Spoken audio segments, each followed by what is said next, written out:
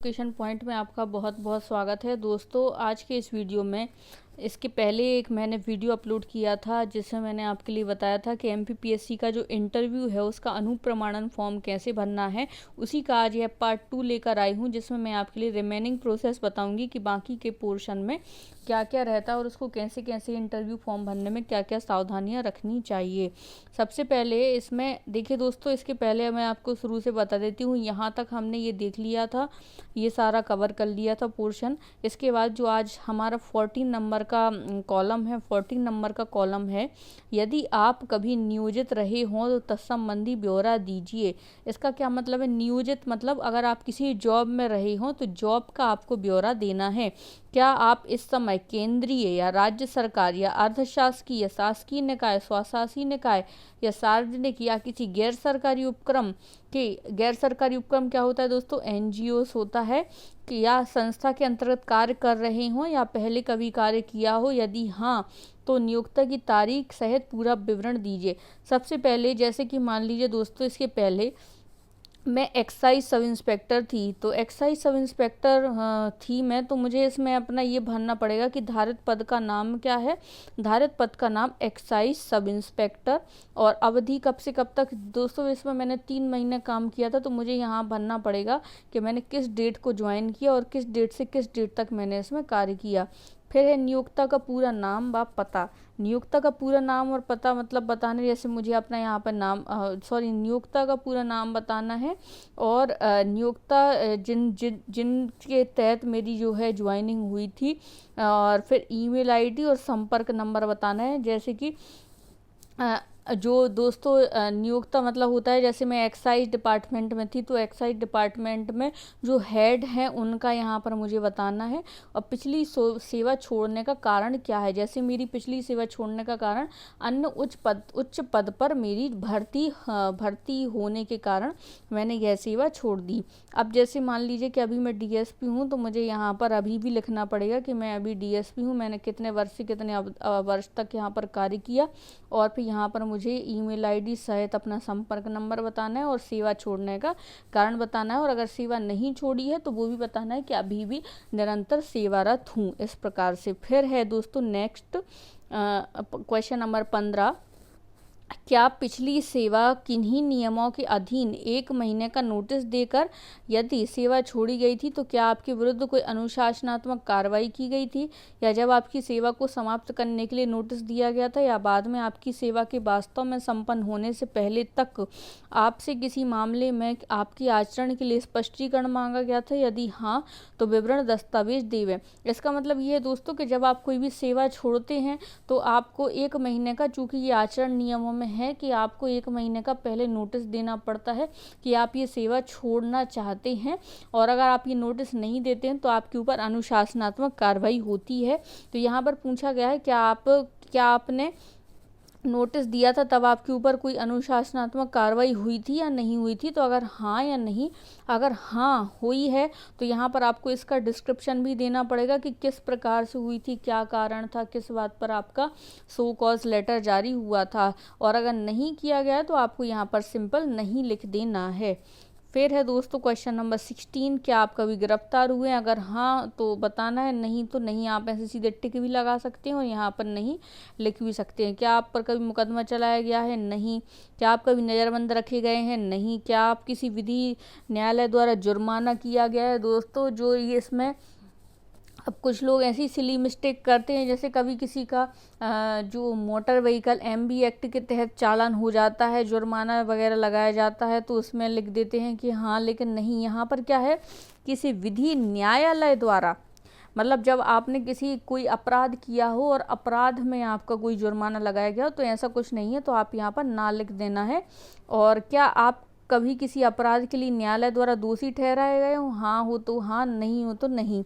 क्या आप कभी किसी लोक सेवा आयोग, कर्मचारी चयन आयोग, अन्य किसी संस्थान द्वारा उसकी किसी परीक्षा में बैठने चयन के लिए विवर्जित या अयोग्य ठहराए गए हों?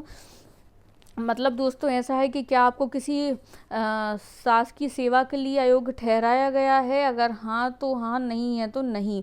क्या आप कभी किसी परीक्षा के लिए विवर्जित ठहराए गए हैं या किसी विश्वविद्यालय या किसी भी अन्य शैक्षणिक प्राधिकरण द्वारा निष्कासित किए गए हैं? हाँ या नहीं, यहाँ पर आपको विवरण देना है।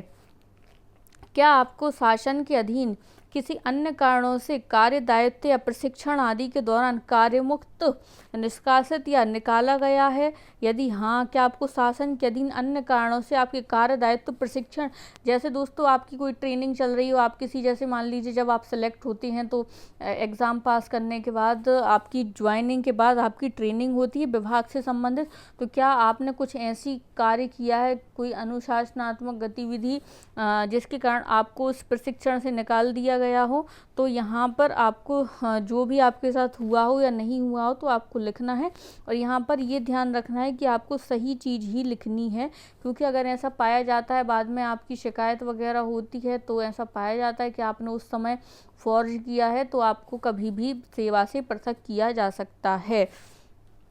नेक्स्ट है, क्या इस अनुप्रमाणन फॉर्म को भरते समय किसी भी न्यायालय, विश्वविद्यालय या किसी भी शैक्षणिक प्राधिकरण, संस्था अन्य में आपके विरुद्ध कोई मामला लंबित है? यदि उक्त बिंदु 16 के अंतर्गत प्रश्न पूछे गए संबंध में आपका उत्तर हाँ है, तो आपके इस अनुप्रमाणन फॉर्म भरते समय मामला, गिरफ्तारी, निरोध, जुर्माना, दोष सिद्धि या दंडादेश आदि का पूरा ब्यौरा आपको प्रस्तुत करना पड़ेगा। अगर आपके, देखिए जो ये अनुप्रमाणन का ये कॉलम नंबर 16 भरा गया है, अगर आपके किसी भी प्रश्न का उत्तर यहाँ पर हाँ है तो उस हाँ का यहाँ पर आपका भरा जाएगा कि आप किस अपराध में अंदर गए थे, या फिर पुलिस थाने में पंजीयन क्रमांक क्या था, थाना, जिला, राज्य का नाम, यदि न्यायालय में चालान प्रस्तुत किया गया हो तो न्यायालय का नाम, मामले का क्रमांक, न्यायालय द्वारा उनका निपटारा किस तारीख को किया गया, न्यायालय द्वारा अगर कोई दंड दिया गया हो तो न्यायालय द्वारा दिया गया दंड क्या दोष मुक्त कर दिया गया है, मतलब आपकी जो है सजा थी उससे आप फ्री हो गए हैं, या फिर दोष मुक्ति संदेह का लाभ पर आधारित है या मामला वापस ले लिया गया है, उक्त संबंधी दस्तावेज संलग्न किए हैं या नहीं किए गए हैं, तो ये आपको उल्लेख करना है। फिर है, क्या आप किसी, देखिए दोस्तों अगर आप ऐसा सोच रहे हैं, मान लीजिए किसी के ऊपर आपराधिक मुकदमा पंजीबद्ध है और वो सोच रहा है कि मैं यहाँ पर उल्लेख नहीं करूँगा तो मैं बच जाऊँगा, लेकिन ऐसा नहीं होगा दोस्तों, क्योंकि जो आप एड्रेस डालेंगे, अपना स्थायी निवास, आपका वर्तमान निवास और आपके आसपास के लोगों से पूछताछ की जाती है, तो उस समय आप पुलिस वेरिफिकेशन आपका क्लियर नहीं हो पाएगा और आपकी जो है झूठ पकड़ा जाएगा। इसीलिए बेहतर है कि आप इसमें सही ही चीज़ लिखें। और एक बात और भी याद रखिएगा दोस्तों कि जब भी आपके पास ऐसा, आपके ऊपर कोई ऐसा मुकदमा पंजीबद्ध होता है और आपके ऊपर कोई मुकदमा पंजीबद्ध होने के साथ साथ आपके ऊपर जैसे मान लीजिए कोई मारपीट का मुकदमा पंजीबद्ध है और आप इंटरव्यू देने जा रहे हैं, तो आपसे अधिकांश प्रश्न इसी से संबंधित पूछे जाएंगे। इसीलिए इन मैटर्स को बहुत ही सतर्क रहिए। जब तक आप एग्ज़ाम दे रहे हैं, जब तक आप सिलेक्ट नहीं हो जाते, ऐसी किसी भी चीज़ में मत उलझिए जिससे आपके ऊपर FIR वगैरह हो जाए। और इसके साथ साथ ये भी इम्पॉर्टेंट है दोस्तों कि आप अपने इस पूरे प्रकरण की जानकारी एनालिटिक तरीके से तैयार करके रखें, क्योंकि हमेशा इंटरव्यू में ये प्रश्न पूछे ही जाते हैं कि आप अभी आपका मामला ट्रायल में है या आपको सज़ा मिल चुकी है या आप कैसे फंस गए। आप तो एक सिविल सर्वेंट बनने की तैयारी कर रहे हैं, फिर आपने ये अपराध कैसे कर दिया। इस प्रकार से ये चीज़ें उलझ जाती हैं, तो ये आपको ध्यान रखना है।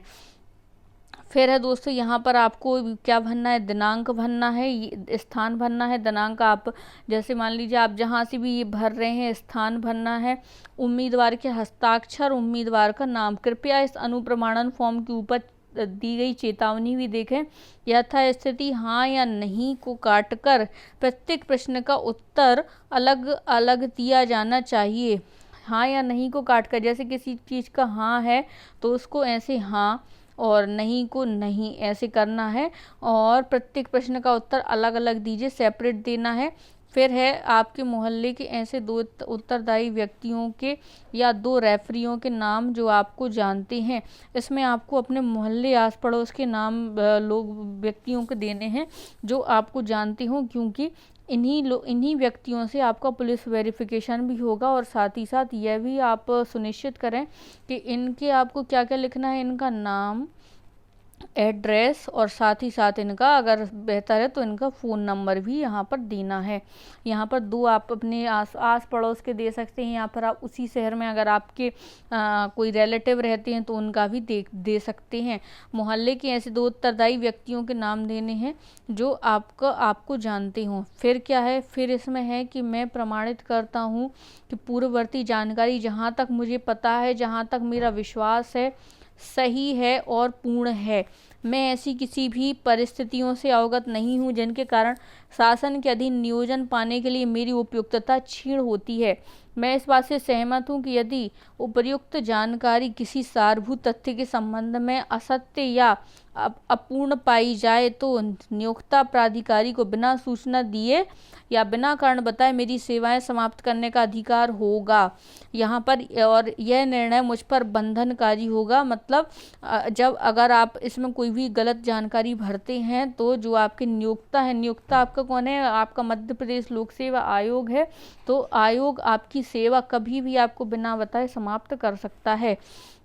यहाँ आपको अगेन दोस्तों दिनांक भरनी है, स्थान भरना है, उम्मीदवार के हस्ताक्षर भरने हैं और उम्मीदवार का नाम भरना है। फिर ये क्या है, फिर यहाँ ये आपको नहीं भरना है दोस्तों, कार्यालय द्वारा भरा जाएगा।